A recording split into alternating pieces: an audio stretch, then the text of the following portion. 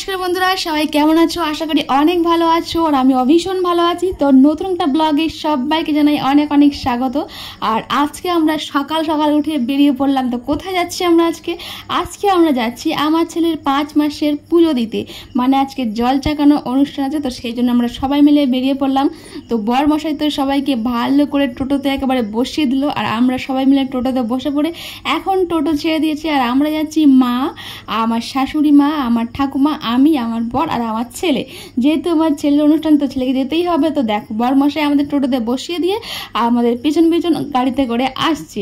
এদিকে আমরা তো তারপরে আস্তে আস্তে টোটোতে চড়ে চলে আসলাম ঠিক জায়গায়, মানে পুজোর জায়গায় চলে আসলাম। তো এবার টোটো থেকে আমরা নেমে পড়বো। কিছুটা হাঁটা পথ আছে, তো এখন হাঁটতে শুরু করলাম।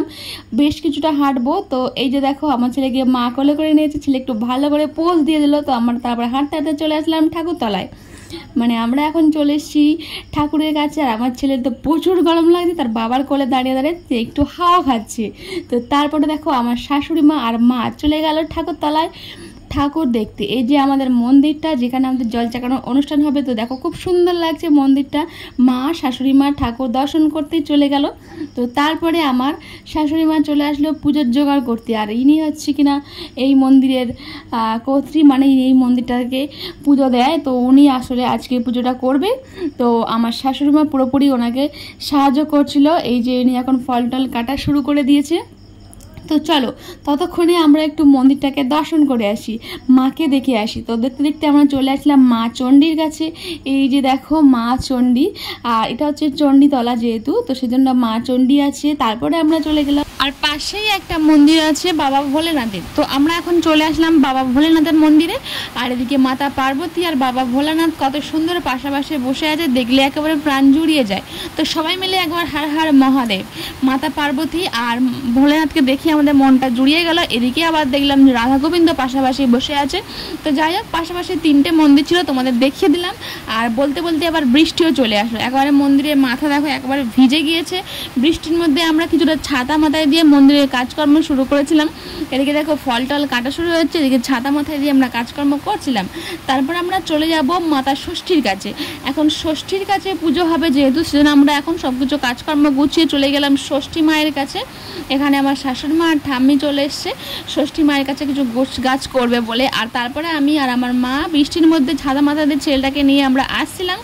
এদিকে বৃষ্টি হচ্ছিল, কিন্তু ছাতা মাথায় তো রাখতেই হবে। একটু কম কম বৃষ্টি পড়ছিল, বৃষ্টিটা একটু থেমে গেছিলো।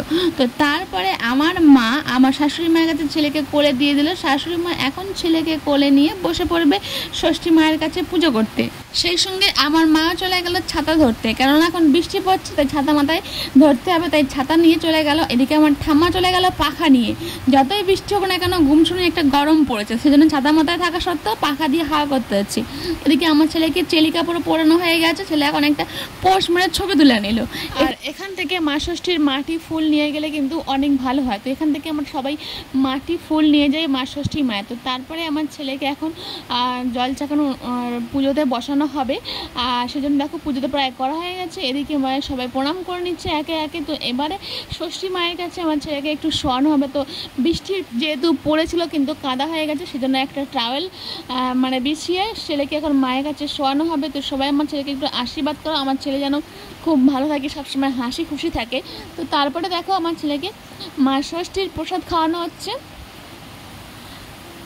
মা ষষ্ঠীর প্রসাদ খাইয়ে দিল, কত সুন্দর আমার ছেলে ঢকঢক করে মা ষষ্ঠীর প্রসাদ খেয়ে নিল। আর ইনি আমার ছেলেকে প্রসাদ খাইয়ে দিল। এই যে আমার ছেলে দেখো একেবারে ক্যামেরার দিকে তাকাতে কিন্তু মোটেই বলে না, ক্যামেরার দিকে ঠিক পোজ মেরে তাকিয়ে থাকবে। তো যাই হোক, মা ষষ্ঠীর প্রসাদ তো খাওয়া হয়ে গেল। এই হচ্ছে 5 মাসের জল চাকানো অনুষ্ঠান। যেহেতু বাচ্চাদের মা ষষ্ঠীর কাছে এনে 5 মাসের জল খাওয়াতে হয়, তারপরে আমরা 6 মাসে মুখে ভাত দিতে পারি। তো যাই হোক, আমার ছেলের এখন 5 মাসের জল চাকানো অনুষ্ঠান তো এখানে কমপ্লিট হলো। এবার মায়ের কাছে একটু শোয়ানো হবে, মায়ের আশীর্বাদ নেওয়া হবে। তো সেজন্য টাওয়ালটা বিছিয়ে মা ষষ্ঠীর কাছে এখন আমার ছেলেকে শোয়ানো হবে। তার জন্য ভীষণ কাদা ছিল, আর সেজন্য আমার ছেলেকে একটা তোয়ালের উপরে মানে বিছিয়ে একটুখানি শোয়াতে হবে মায়ের ষষ্ঠীর কাছে। এটা হচ্ছে নিয়মের মধ্যে পড়ে। তো সেই জন্য এখন মাকে আমার ছেলেকে শোয়ানো হচ্ছে, কিন্তু আমার ছেলে আবার কাদার মধ্যে শুতে চাইছে না, সে আবার কান্নাকাটি শুরু করে দিয়েছে, আবার একটু চুপ করেও গেল। তো যাই হোক, এখন তো মায়ের কাছে ছেলেকে আশীর্বাদ মা করবে। আর তোমরা সবাই আমার ছেলেকে একটু আশীর্বাদ করো, যেন ও যেন ভালো থাকে, সুস্থ থাকে, আমার ছেলে যেন সব সময় হাসি খুশি থাকে। তারপরে ওখান থেকে তুলে নিয়ে তার বাবা আর দিদিমা যাতারি করে গাত পাগুলো একটু মুছিয়ে দিচ্ছিল। আমার ছেলেও ওদিকে খুব খুশি, ওর পুজো কমপ্লিট হলে মালা ঘুমসি সব পরানো হয়েছিল, সেগুলো তোমাদের দেখানো হয়নি আর বেশি কিছু দেখাতে পারলাম না। আজকের ভিডিও তোমাদের কেমন লেগেছে অবশ্যই কমেন্টে জানিও। তোমাদের সঙ্গে দেখা হচ্ছে আবার নেক্সট ভিডিওতে। আজকের ভিডিও এই পর্যন্ত। যারা এখন আমার চ্যানেলটাকে সাবস্ক্রাইব করনি অবশ্যই সাবস্ক্রাইব করে দিও, আর যারা ফেসবুক থেকে দেখছো অবশ্যই ফেসবুক পেজটা ফলো করে দিও। আজকের মতন টাটা, বাই বাই সবাইকে।